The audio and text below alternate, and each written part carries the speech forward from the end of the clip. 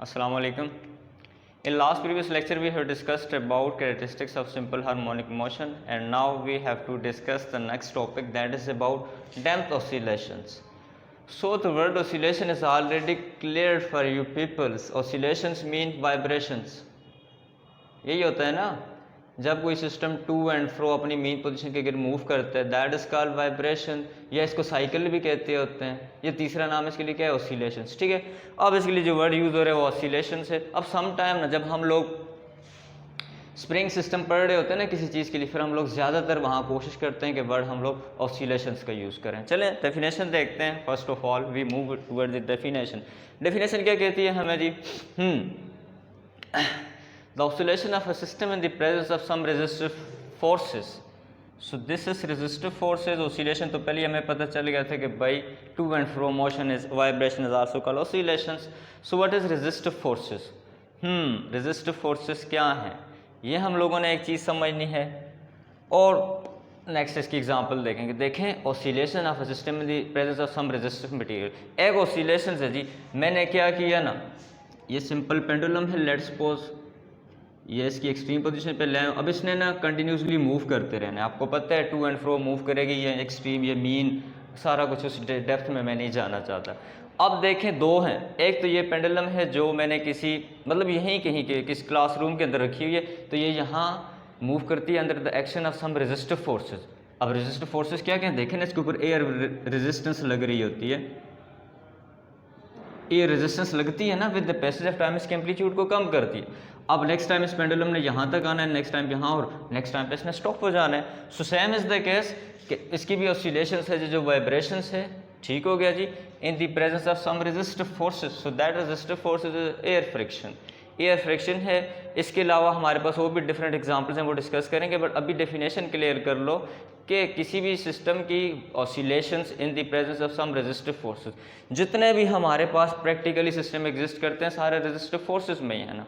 हम लोगों ने मास स्प्रिंग सिस्टम पढ़ा, वो ऑलरेडी अपोज हो रहा था, उसके ऊपर भी एयर रेजिस्टेंस लग रही थी, या किसी मटेरियल के अंदर हो तो वो मटेरियल भी उसे अपोज कर सकता है।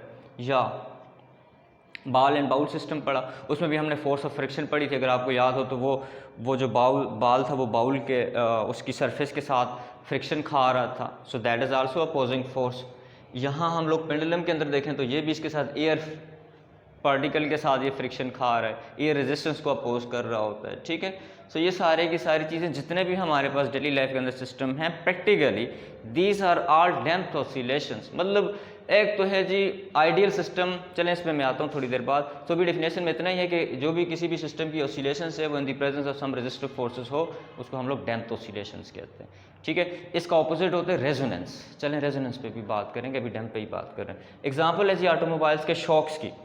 ऑटोमोबाइल शॉक्स ये किस तरह काम करते हैं देखें, उसको तो बाद में देखने, पहले ये देख लो आइडियल सिस्टम को। देखो कोई भी आइडियल सिस्टम है हमारे पास, पेंडुलम ही क्यों नहीं है।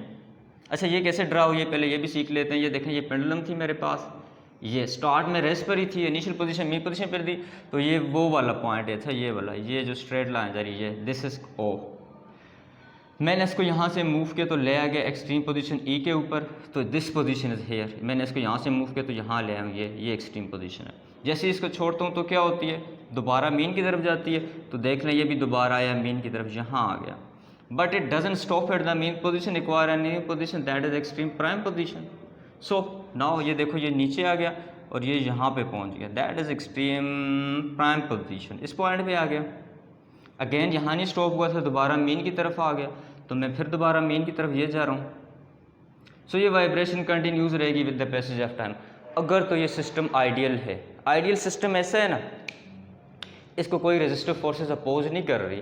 ऐसा समझ लें कि ये यहाँ हमारे पास कोई ऐसा सिनेरियो हम लोगों ने क्रिएट किया हुआ है ना, जैसे वो नहीं होता था वैक्यूम पंप वाला, वो जो आपने डिस्चार्ज ट्यूब पड़ी थी, मैंने ना ये कोई ऐसा सिस्टम बना लिया, ये इसके अंदर रखी हुई है पेंडुलम, और इसके अंदर जितनी भी एयर थी वैक्यूम पंप लगा के मैंने एग्जिट कर रही की हुई है। इसके अंदर अभी कुछ नहीं है, जिसको हम लोग स्पेस कह सकते हैं या वैक्यूम जिसको आप लोग कहते हो, तो वैक्यूम बोल दो। इसके अंदर मैंने वैक्यूम क्रिएट किया हुआ है। अब मैंने इस पेंडुलम को यहाँ से डिस्प्लेस करना है ना, तो अब ये पूरी ज़िंदगी मूवमेंट शो करती रहेगी और एक ही पॉइंट पे इधर से ही जाएगी यहाँ तक और वापसी भी ए पॉइंट और बी पॉइंट के दरमियान करेगी। कहीं भी इस तरह वाला सीन नहीं होगा कि यहाँ के रुक जाए यहाँ के रुक जाए, नहीं, इसने अब सारी ज़िंदगी इधर इन 2 पॉइंट के दरमियान मूव करते ना। क्यों कि रेजिस्टिव फोर्सेस तो होंगी नहीं। फर्स्ट लॉ ऑफ मोशन यही कहते थे ना, whenever object in motion will remain in motion.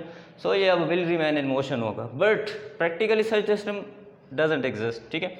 और ये उसका आइडियल का मैंने ड्रा किया ना, देखे ना, इस केस के अंदर ये दोबारा अगर आइडियल हुआ ये यहाँ तक ही आएगा, फिर यहाँ तक, इसका ये वाले सडन दरमियान में कोई इसने नहीं आना। तो देख लें इसका एम्पलीट्यूड एक ही साइज़ में जा रहा है, ये इसका एम्पलीट्यूड यहाँ से भी बराबर और यहाँ से भी बराबर, मतलब with the passage of time pendulum ये और ये मूव कर रही है, दरमियान में कहीं नहीं आ रही, वो उसका एम्पलीट्यूड नहीं कम हो रहा। अब एम्पलीट्यूड क्या होता है, यही होता है ना, देखें ये था और ये, इसके दरमियान जो डिस्टेंस होता है इसको एम्पलीट्यूड कहते हैं ना। अच्छा, उसके बाद एक प्रैक्टिकल सिस्टम देख लो जो हम लोग रियल लाइफ में देखते हैं। इसका एम्पलीट्यूड देखो पहले कितना ज़्यादा था, फिर कम हुआ, फिर कम हुआ, फिर कम हुआ और एट द एंड ये स्टॉप हो गई। तो पेंडुलम के अंदर भी यही केस होता है ना, देख लें, ये पहली दफ़ा इसने यहाँ तक आना है इस तरह, नेक्स्ट टाइम यहाँ तक, इधर से यहाँ तक, नेक्स्ट टाइम यहाँ तक, फिर यहाँ तक, और एंड ऑफ द डे ये क्या हो जाएगी, स्टॉप हो जाएगी। सो ये भी आप लोग देख लें प्रोग्रेसिवली, जैसे जैसे टाइम गुजर रहा है इसके एम्पलीट्यूड कम हो रहे हैं ना, यहाँ एम्पलीट्यूड इतना था, फिर एम्पलीट्यूड थोड़ा कम हुआ और कम हुआ और कम हुआ और अब ये वाइब्रेशन आगे जाके स्टॉप हो जाएगी। So these are the practical systems. जितने भी हमारे पास डेली लाइफ के अंदर प्रैक्टिकल सिस्टम हैं उनके अंदर with the passage of time amplitude of vibration decreases. क्यों डिक्रीज हो रहे? बाई रेजिस्टिव फोर्सेस लग रही हैं। वो जो बॉल एंड बाउल सिस्टम था उसको वो फ्रिक्शन खा रहा था उसकी सरफेस के साथ। वो पहली दफ़ा वो बाउल के अंदर इधर से मैंने इसको अगर डिस्प्लेस किया था यहाँ तक, तो अगली दफ़ा ये यहाँ तक आया था, फिर यहाँ तक, यहाँ तक, यहाँ तक, यहाँ तक, और करते स्टॉप हो गया था। क्यों स्टॉप हो गया था भाई? ये रेजिस्टेंस अपोज हो रही थी इसकी मोशन। पेंडुलम के अंदर भी यूँ ही होता है, जो हमारे पास स्प्रिंग सिस्टम होते हैं उसके अंदर भी यूँ ही होता है, ठीक है। जो एग्जांपल्स हमारे पास डेली लाइफ के अंदर यूज़ होती है किसकी, डेम्थ ऑसिलेशंस की, वो क्या है भाई? वो है ऑटोमोबाइल शॉक्स। अब देखें ना, शॉक्स की हम लोग बात करते हैं, गाड़ियों के अंदर जो शॉक लगे होते हैं बाइक के अंदर, होता क्या है, जब हमारे पास बाइक स्पीड पर है, गाड़ी स्पीड पर, कोई क्लिपों वाले रोड पर, बम्प वाले रोड पर अचानक से हम लोग चले जाते हैं, क्या होता है, गाड़ी वायलेंटली क्या करना चाहती है, वाइब्रेशन स्टार्ट कर देती है। क्या होता है, अगर तो वो एक आइडियल सिस्टम हो, लेट्स सपोज हमारी गाड़ी ने किसी आइडियल सिस्टम में चल रही है, एक दफ़ा वो वाइब्रेशन खा गई ना, अब सारी ज़िंदगी उसने वाइब्रेशन खाते रहना है, इसको फॉलो करते हैं। बट प्रैक्टिकली हमारे पास ये हो रहा है। अब देखें, पहली दफ़ा कार को लेट्स सपोज बम्प लगा, ये और ये थर्ड टाइम बिल्कुल स्टॉप हो गई। So same is the case, पहली दफ़ा एम्पलीट्यूड ऑफ वाइब्रेशन ज़्यादा था, कम हुआ और at the end of the day गाड़ी क्या होगी, स्टॉप होगी। तो ये भी शॉक ऑब्जर्वर तभी गाड़ी के अंदर लगाए जाते हैं ताकि उसकी वाइब्रेशन हम लोग कंट्रोल कर सकें।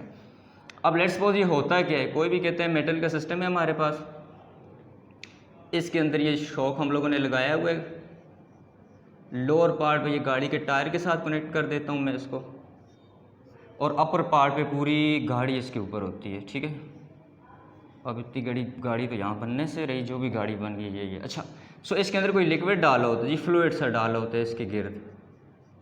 तो जैसे ही अब इसको कोई बम्प वाला रोड मिलेगा गाड़ी को, ये जैसे इसका टायर इस जगह पे जाके स्ट्राइक करेगा तो क्या होगा, ये स्प्रिंग कंप्रेस होगा ना, क्योंकि ऊपर तो गाड़ी का जोर था, नीचे ये उसको सरफेस इरेगुलर सी मिली, उसने जंप खाया तो स्प्रिंग क्या करेगा, वाइब्रेट करेगा या ऑसिलेट करेगा ना। आप लोग तो ऑसिलेशंस का वर्ड यूज़ करें, ऑसिलेशंस करेगा। फर्स्ट टाइम आपकी गाड़ी यहाँ तक ऊपर जाएगी, नेक्स्ट टाइम यहाँ तक जाएगी और थर्ड टाइम आकर स्टॉप हो जाएगी, और फिर वो जितना अच्छा शॉक हुआ उतनी जल्दी गाड़ी को कवर कर लेगा, ठीक है। होगा क्या, जैसे ये जंप खाएगा तो इसके पास आ जाएगी मैकेनिकल एनर्जी स्प्रिंग के पास ना, क्योंकि मूव कर रहे हैं, वो मैकेनिकल एनर्जी कन्वर्ट हो जाएगी हीट एनर्जी के अंदर, और वो हीट एनर्जी ये जो ऑयल साइड में पड़ा होगा ये कर लेगा एब्जॉर्ब, ठीक है। और इस तरह हमारी गाड़ी जो होगी वो हो जाएगी कंट्रोल। सो देख लें, डैम्प्ड ऑसिलेशन हमारी डेली लाइफ में यूज़ होती है। ऑसिलेशंस हम लोगों ने पढ़ा। अब ये भी रेजिस्टिव फोर्सेज ही है ना, वो क्या, ये साइड में फ्लूइड पड़ा है, एक पूरा सिस्टम बंद किया हुआ है, नीचे उसके टायर लगा हुआ, ऊपर पूरी गाड़ी है, तो रेजिस्ट हो रहा है ना, ठीक है। अगर ये फ्रीक्वेंट होता है, in the absence of resistive forces होता, फिर तो ये सारी ज़िंदगी चलता रहता, ठीक है। जो डैम्प्ड ऑसिलेशन की एग्जांपल है दैट इज़ ऑटोमोबाइल शॉक्स, और वो हम लोगों ने देख लिए गाड़ी को जो बम्प रोड के ऊपर हेल्प आउट कर रहे होते हैं, ठीक है। आइडियल सिस्टम ऐसा सिस्टम था जिसके अंदर ये वाइब्रेशन स्टार्ट हो गई हैं, अब इनका एम्पलीट्यूड कम नहीं होगा। देख लो यहाँ 5 लिखा हुआ है ना, इसकी हाइट भी 5 है, इसकी भी 5 है, इसकी भी 5 है, इसकी भी 5 है। सो आइडियल सिस्टम कभी ऊपर नीचे नहीं होता। अब ये 5 है तो ये 4 हो जाएगा, ये लेट्स सपोज 3 हो जाएगा, ये 2 हो जाएगा, ये 1 और ये at the end of the day 0 हो जाएगा। सो इसके साथ भी वही वाला केस था कि जो शॉक ऑब्जर्वर गाड़ी के अंदर लगा हुआ पहली दफ़ा 5 3 2 1 करके उसको 0 कर देता है, ठीक है। Hopefully people are clear about this topic, that is time oscillations. Okay, we will meet in next lecture. अल्लाह हाफिज़।